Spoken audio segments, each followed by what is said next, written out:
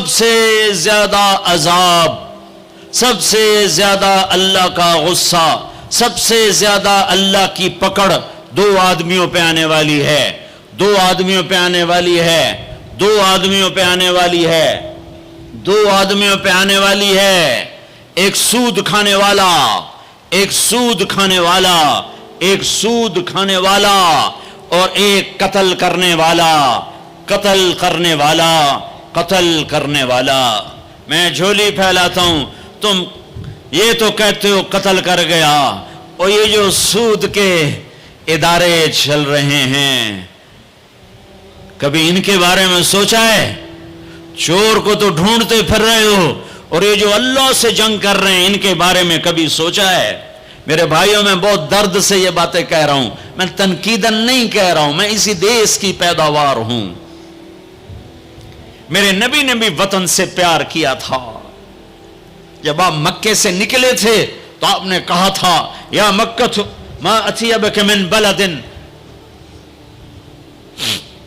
وَأَحَبَّكَ إِلَيَّ، اے مکہ تو مجھے کتنا پیارا ہے، تو مجھے کتنا محبوب ہے، میری قوم نہ نکالتی میں تمہیں چھوڑ کے کبھی نہ جاتا۔ تو وطن کی محبت تو نبیوں کو بھی تھی۔ جب آپ مدینے پہنچے تو پھر آپ نے مدینے کے لیے دعا کی کہ یا اللہ مکے سے دگنی برکتیں مدینے میں ڈال دے۔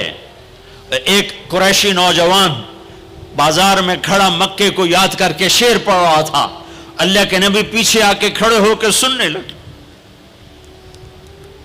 میں جا رہا تھا انڈیا 1982 میں، ہم مہاجر نہیں لوکل ہیں، تو میں ایک سکھ کو دعوت دے رہا تھا، جالندھر سے لوگ چڑھے، رش تھا، ایک نوجوان میرے پاس آ کے کھڑا ہو گیا، وہ میری باتیں سن رہا تھا، وہ مجھ سے کہنے لگا آپ کہاں سے ہیں؟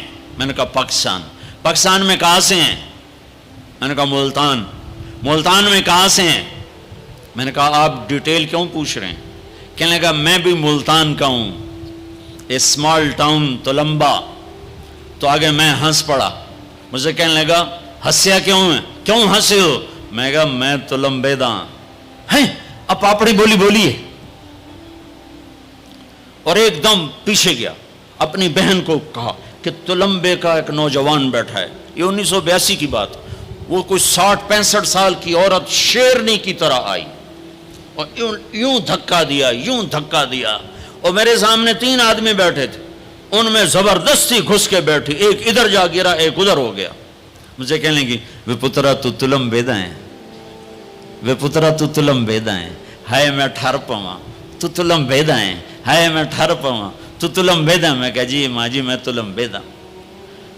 سونی پت تک وہ عورت خاموش نہیں ہوئی اور تلمبا تلمبا کرتی چلی گئی۔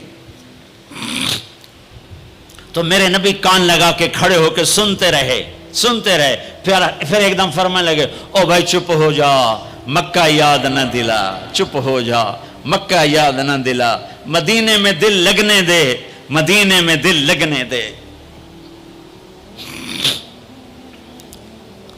تو یہ میرا دیس ہے، یہ آپ کا دیس ہے، اسے امریکہ نے برباد نہیں کیا۔ کسی کو چھینک بھی آئے تو کہتے ہیں امریکہ کی سازش ہے۔ اسے ہندوستان نے برباد نہیں کیا، اسے اسرائیل نے برباد نہیں کیا، اسے طارق جمیل نے برباد کیا ہے، اسے یہ جو میرے سامنے مجمع بیٹھا ہے اس نے برباد کیا ہے۔